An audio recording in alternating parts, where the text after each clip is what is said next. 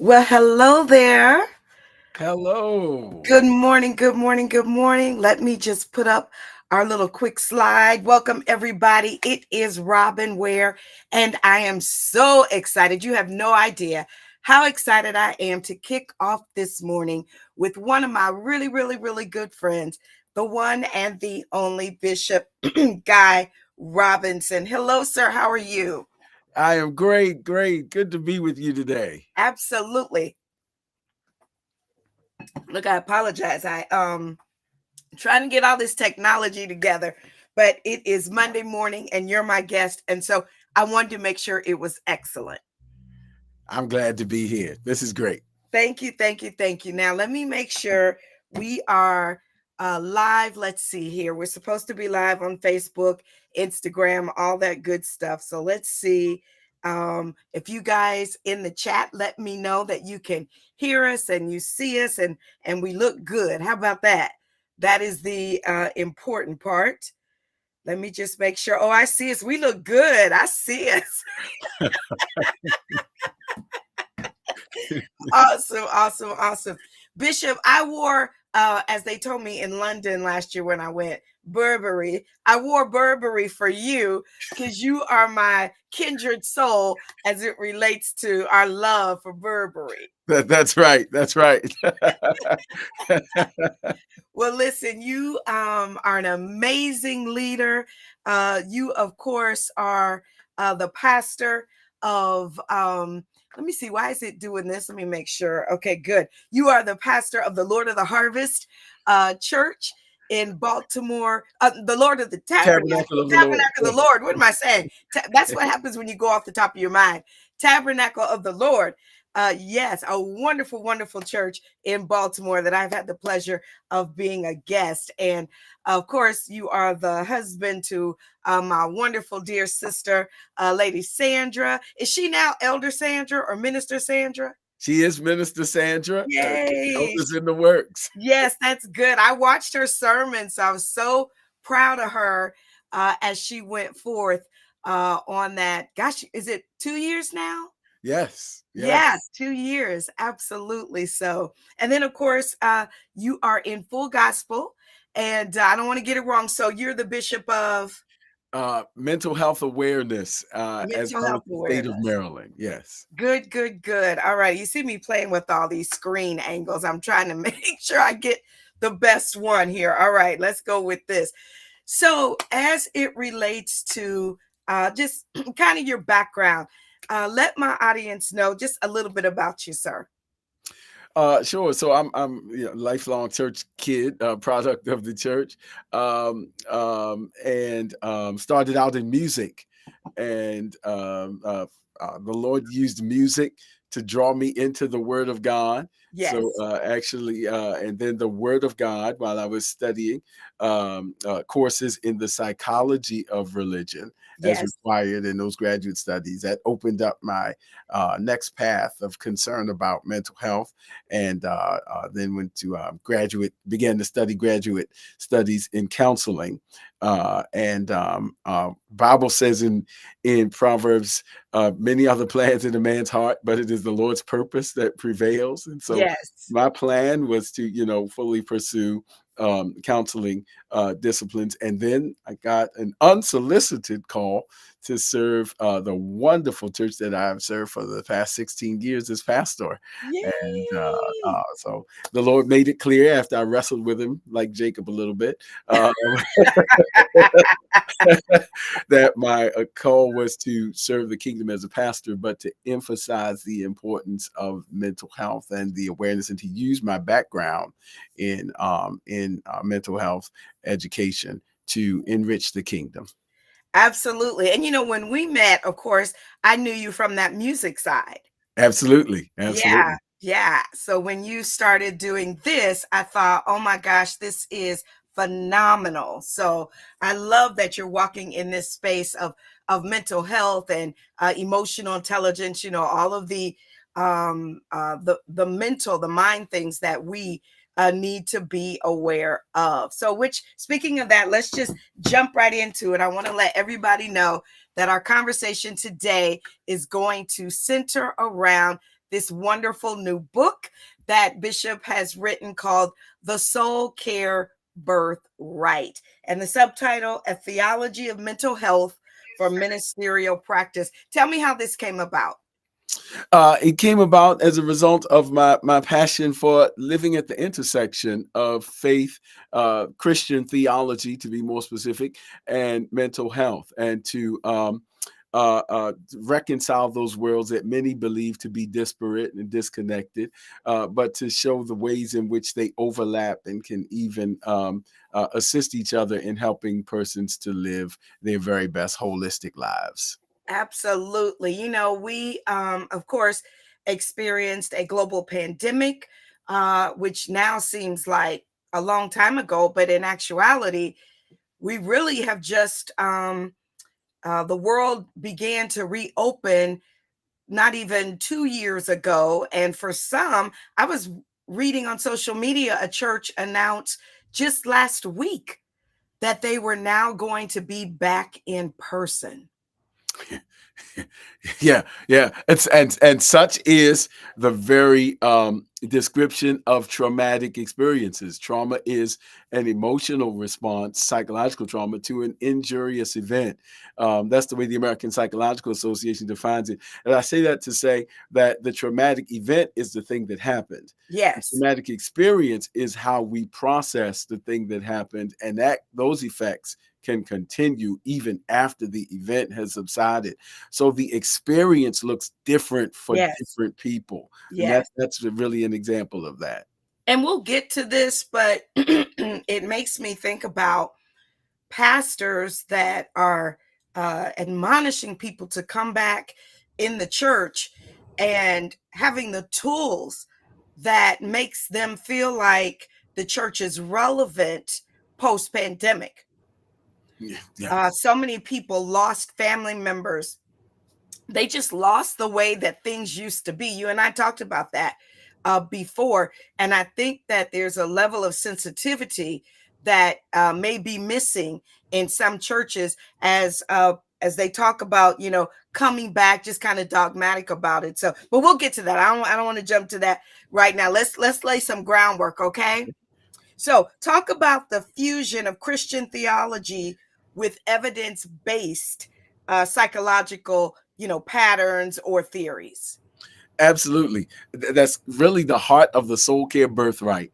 I kind of I'm playing off of a little bit of the biblical reference to the birthright, Yes. which is the inheritance given to the first male child, if you will. And of course, Yes.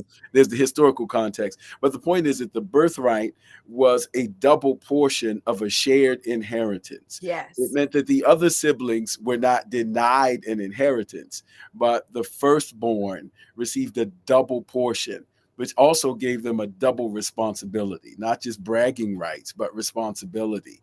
And so I'll use that to say that God cares about our mental health. Yes. And the first institution that was organically inclined to improve our mental health is the church. Yes. And so it is the birthright of the church to engage in discussions about our mental health. That does not mean we don't have siblings. And so our siblings are the professional, evidence-based, scientifically grounded mental health institutions. And so sometimes those siblings can have rivalries, but we are siblings. I love that. And we can work together.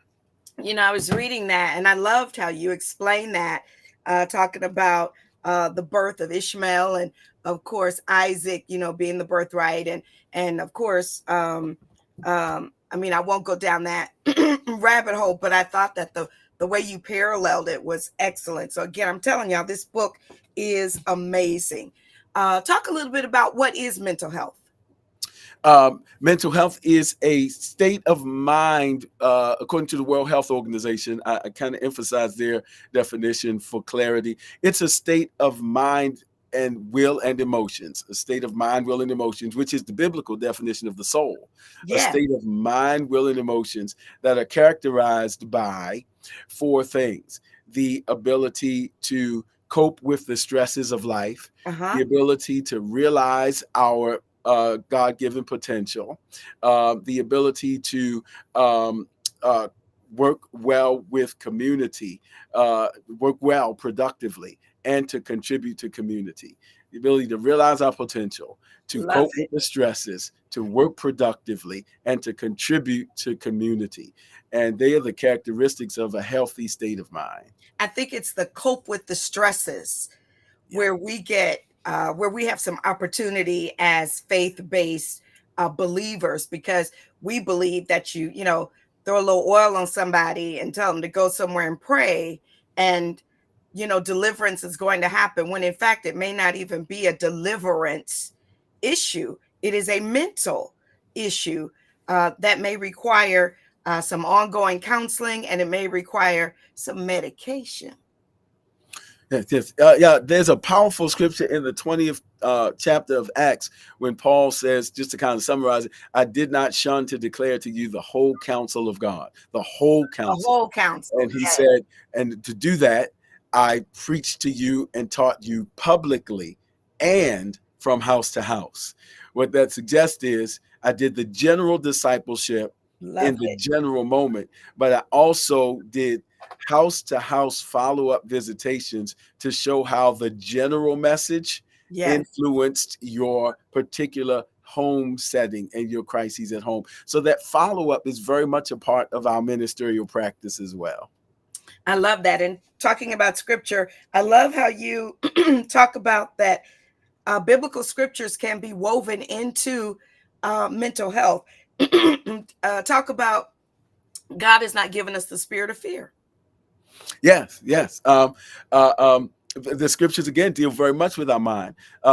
Just that, for example, the spirit of fear. Spirit is it's the spirit realm speaks of things that are invisible but influential. Yes. Freud was very much influenced by his reading of the scriptures, and so it's what we would call in psychology psychodynamic forces, invisible but influential driving forces. So the spirit of fear is an invisible but influential thing. It's different from a phobia because a phobia is actually objectified. So if I'm afraid if I'm afraid of this ring I'm holding, Right. that's actually there. But the spirit of fear is me afraid of it when it's not even there. It really is a form of anxiety. And so when we read the scriptures are innately psychological. And it's just a matter of taking those things that are organically psychological and be intentional and strategic in our ministerial practice. Oh, love it. Good stuff. Let's get it to some classroom. All right. You and I both love education. You've been one of my influences as it even relates to furthering my education. So I love this. You talk about the 3 E's of trauma. The first being event, the second being experience, and the third being effects. Let's talk about those. Absolutely, absolutely. As we said a few minutes ago, trauma is an injurious experience. And in trauma informed care, it's important, even in ministry, to understand those 3 E's. The event is the thing that happened, Yes. that is objective. The experience is the processing of the thing that happened. That is subjective. That varies from person to person. And the effects are the results of the experience of the event. That's significant because we can all witness the same traumatic event. For example, the pandemic. Pandemic literally means, in its Greek, pandemos, all people. Yeah. And so pandemic was everybody experienced the event, but not everybody had the same experience inwardly, psychologically, financially, physically. So just because we were all in the same event doesn't mean we had the same experience. Subsequently, there'll be different effects. And that's very important for us to remember in trauma-informed care so that we don't, if you will, cookie cut how we're going to deal, and we give people space and grace to Yes. grow and recover from their particular traumatic experience. Wow, I love it. That is good stuff. I'm telling you guys, I was curled up this weekend. I was putting out Christmas decorations, and I wanted to light the fire, but it wasn't cold enough here in Atlanta. But I was reading the book, and it just truly blessed me. I talked a little bit about the pandemic, and now that we are post-pandemic, people are dealing with post-trauma. as a result of the pandemic. And I was saying that I think that the church needs to be a little bit more responsible as it relates to dealing with the after effects of the pandemic. Talk a little bit about post traumatic growth. Yes, absolutely. As its name suggests, we just finished talking about that. Post trauma means after the traumatic event, Yes, the experience is still going on in the mind of the person, because that's the subjective part, and still having an effect on how that person lives, moves, copes, yes, and realizes their potential. So that experience is at a different pace for everyone. Post traumatic distress is real, yes, but so too is post traumatic growth. The distinction is the ability to take that trauma, to yes. learn from it, to absorb it into our being, and to learn from it and to grow from it and to move forward after that in a way that grows. It's what, if you will, Joseph meant when he said, "You meant it for evil, Yes. but God meant Yes. it for Mental. my good." So Yes. my faith and relationship with God played a part in turning the trauma of the pit and the prison into the palace experience. I love that. I was just kind of thinking about my journey. I lost my parents during the pandemic, and not to COVID, but nonetheless, I lost them, and I didn't know how to move forward. I knew I had to, but I didn't know how to. And one of the things that I honestly believe that saved my life was just one decision, and that was to move forward, Mhm, to mhm. not stay in that pit, Yeah. to not wallow in it. I mean, death is real, and there are emotions that come with death. And though I had, uh, I didn't know, I didn't know what I didn't know, but I also knew that I needed to figure out a new normal. Or if not, then I was going to have, some residual effects, that could fight me. I was just last week, I had a moment, and I allowed that moment to happen, and I cried because, of course, thinking about Thanksgiving. And, my new normal of Thanksgiving is not having my parents. And this is just my third one, but I don't think it matters if it's my third one or my 30th one. Those emotions, are probably going to be there, and I'm not going to ignore them. And I think that the church could do a better play a better job in acknowledging that. I saw somebody did a prayer even for those that are in this season, and I think the season is called sad. Mhm, mhm. Season of is it Seasonal season? affective disorder. Yes. Yes, yes. Talk a little bit about that. There's been evidence-based findings to show that the changing of the seasons, the shortening of the daylight hours, affects people's ways of thinking and feeling in significant ways, and that's basically what seasonal effect meaning. Essentially, the season change has an effect Yes. on my state of mind and being. Absolutely. Absolutely. Good stuff. And again, thank God for people like you that I look up to that are in ministry. And you reminded me that, counseling is important. And I have a therapist that I talk to every week. And it has been just, life changing for me. I'm single. So it's not like I have someone to bounce my thoughts off of. And even if you're married, you may not feel like you have someone that you can bounce your thoughts off of, and you may feel like you're wearing them out about it. Yeah.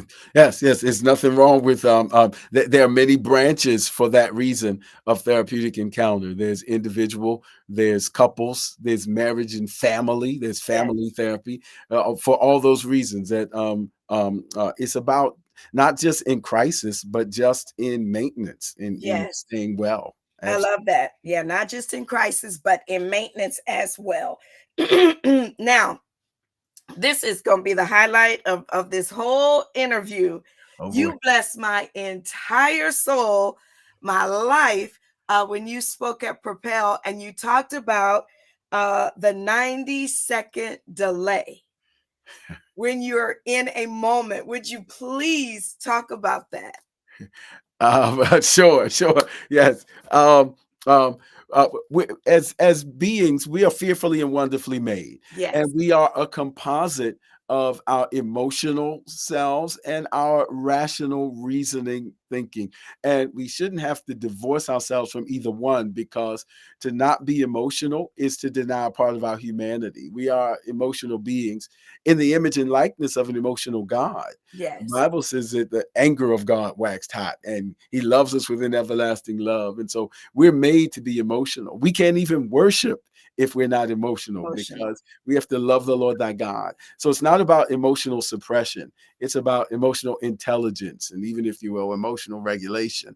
The difference is that God has perfect, if you will, emotional regulation. The Yes. anger of the Lord is right. The judgments of the Lord are right. His mercy is right. So we need his help to help us manage those emotions. Now, having said that, the brain is made in such a way that there are different portions of the brain that are dedicated and light up when we're in those different arenas. So when we're in our emotional identity, there's an area of the brain that is very active in that. And when Mhm. we're doing rational reasoning, coming to conclusions and intentional decisions, there's a part of the brain that is responsible for that executive functioning, Yes. executing the function. Those two areas of the brain, there's been some great research out of Harvard Medicine that showed that there is a delay between those two regions of the brain, almost like a streaming delay. What we're Yes. doing now will Right. proceed, 10 seconds later. Well, if you will, between the emotional region of the brain and the rational reason, which is the distinction between how I feel and what I choose to do. Say that again. How I feel How I feel and and what what I I will to choose do, to what I do. choose to do. Love it. So Yes. so in between those two, one is my feelings and the other one is getting ready to determine my behaviors. Woo.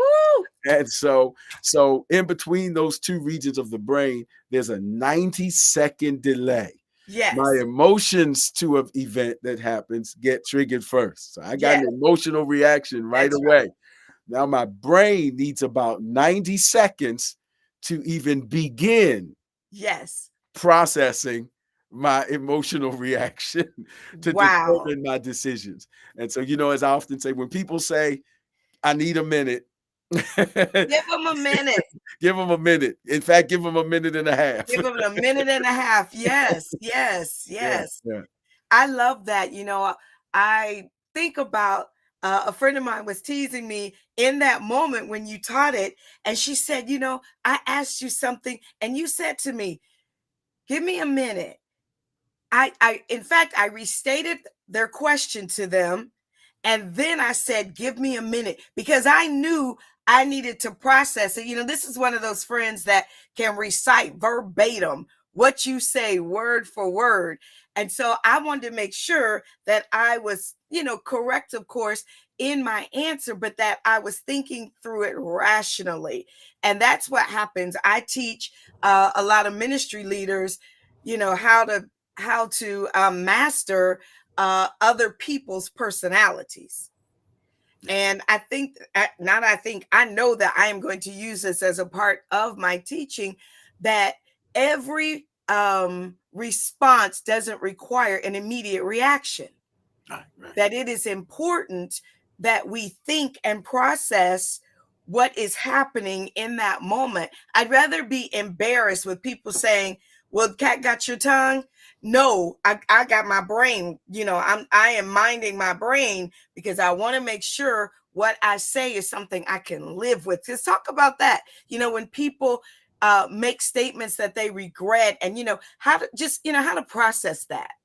Yes, yes. I often say, it we don't want, there's instinct. All the brain is, complex, but and we're complex beings, but it's a Yes, good thing. There's instinct, there's impulse, and then there's intelligence, if you will. yes, Critical thinking. And yes, so it can make the difference, so that, if you will, 90 seconds of indiscretion can cause us 90 days of regret. If Woo! Go if, say that again. Yes, uh, 90 seconds of indiscretion, just of impulsively indiscretion. Yes. responding, emotionally, can cause us 90 days, if not 90 if not more, of regret. Right. Right. So it's very important that we allow the parts of our emotional, because we don't want to. We live in a culture that sometimes says, "I apologize for being emotional." That's like apologizing for being human. We are Right. emotional Right. beings. We are emotional beings. Yes. So, but we have this wonderful system of checks and balances, that we are not just emotional beings, but we're also critical thinkers. In the courses that I teach in the university, many of them are critical thinking courses, and I often challenge my students to add to there, because in our culture, it's popular now to say, "I feel as though." Yes. And I'm not knocking that, but you're more than feelings. So in my class, because this is a critical thinking class, I want you to get out of the habit of saying, "I feel as though," and Mm. saying, "I think that." Woo, I like that. So go from I'm writing this down. I feel as though to I think that. Yeah, because you're perfectly capable of not just expressing your emotional state, but you're also perfectly capable of saying, "I've reasoned, I've thought this out, and this is my systematic thought pattern." Is, like, or as Paul said, "I reckon." I That's reckon. the Yes. suffering. This isn't an impulsive thing. I'm not a Christian, and I haven't come to this conclusion and this coping strategy just emotionally. But I've put critical thought into my faith system, I and I love it. reckon that the sufferings of right now are not worthy. So it's a saying, my delayed gratification is going to pay off. It's not just caught up in my emotions, but my faith makes sense. Absolutely. I love that. I love that. Look, I had to put it up there. Go from I feel as though to I think that. I love that. Good stuff, sir. Talking about you, of course, do teach on the collegiate level, but talk about the workshops that you offer to churches, pastors, or conferences. I am passionate about, again, this intersection space of faith and mental health, and incorporating mental health and trauma informed perspectives into our faith. Yes. And I want to use that in very emphatically, that I believe that our operating worldview and framework is unapologetically Christian. That means Hmm. we have to know the orthodoxies of our faith. Yes. And I think that we are already, there's no way we can be used of God, and or the God who cares about our mental health, and Hmm. not be organically helpful. There's a whole bunch of studies and ways that we can show how church is organically supportive of mental health. Hmm. I'm just interested in shifting us from doing what we do organically to Yes. doing it strategically and Yes. with great intention. Love it. So you offer workshops? Yes, yes, that's my passion. I love to do that. Good. What about one-on-one counseling with pastors? I do that informally. I'm always available for that, but I really, really feel as though my call to the kingdom is leadership development, Got in terms of ministerial practice, trauma informed ministry. And I love equipping leaders with some fundamental skills to serve, to be soul care providers. to be soul care providers. I love it. Well, listen, this has been amazing. I'm just looking here at my notes of anxiety versus depression. I think that we'll close on this note. I remember telling a friend some years ago, and they said, so and so deals with anxiety. And I said, Black people don't have anxiety, And of course, now I realize I'm older and wiser that not only do we deal with anxiety, I've dealt with anxiety. And so, talk a little bit about anxiety and even depression and the difference. Yes, they are two of the most prevalent mental health concerns in our culture today. Anxiety, just briefly defined as excessive worry about Mm, an event, and it tends to be future oriented. yes. Especially, and it tends to be something that hasn't happened yet, but Yes. we are anticipating it Wow. happening at any moment. So it's a kind Yes. of anticipatory worry. Yes. Whereas depression is not, it is a profound state of sadness, an extended state of sadness Hmm. with certain characteristics, sleep pattern disruption, loss of interest in things that used to be of interest, feelings of guilt, low energy, difficulty concentrating. So there's certain things, and usually if it's pervasive, because meaning 2 weeks or more, but Yes. that I would be remiss if I did not say that there's a distinction between episodes and diagnoses. We all Mm. have episodes of anxiety. I'm Yes. having an anxious moment. I can even have a depressed moment. Moment. Yes. That's not the same. Diagnoses would be determined after some psychotherapeutic care. Got it. Woo, I tell you, this has been rich. Thank you so, so much as we prepare to wrap up the end of the year. I want to encourage everybody that's watching and listening to connect with my brother. Again, one of my even mentors in the faith, the bishop, the doctor, C. Guy Robinson. Share how people can connect with you or follow you online, sir. Absolutely. At Bishop G Robinson, right here on Instagram, and for those who are watching on Facebook, G Robinson, Guy Robinson rather. No titles, just Guy Robinson. And if you reach out those ways, I'll forward you all the other information, and the Soul Care Birthright information is right there on there, and I would love to stay connected. Absolutely. Thank you so much, sir. Just sit tight and I'll be right back with you. But listen, everybody, I am just so honored and appreciative that you hung out with me on today with my special guest, Bishop Guy C. Robinson. Of course, if you're not following me, make sure that you follow this channel. Make sure that you like this page, of course. And then I want you to hit the bell so that you are reminded when I go live again. And then, of course, if you don't have my book, Wow Your Guest, go ahead and get that. Winning Hospitality Strategies to Change the Culture of Your Church. And then check me out online. I have got, let me make sure I share with you my website. Excuse me. I want you to visit me online. You can go to thewearagency.com. There we go. Yes, there we go. Thewearagency.com. It's not coming up. There it is. Sorry. Let me hide that. There we go.